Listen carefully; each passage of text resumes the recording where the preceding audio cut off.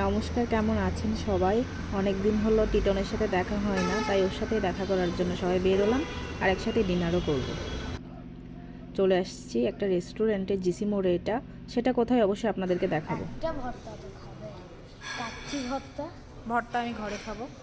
সমস্যা নেই, এখানে 50 টাকা তুমি আছে, খাওয়াবে ভর্তা? কিন্তু আমার কাছে তো টাকাই নেই। তুমি যদি ভর্তা দিয়ে খাও তাহলে আমিও ভর্তা দিয়ে খাবো। আচ্ছা, টমেটোটা না।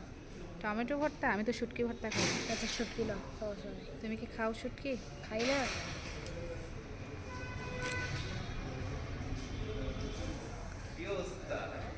টিটু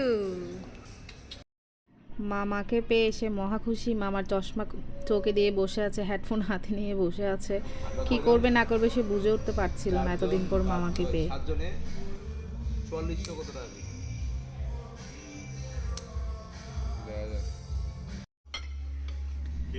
এবার আমাদের খাবার চলে আসলো।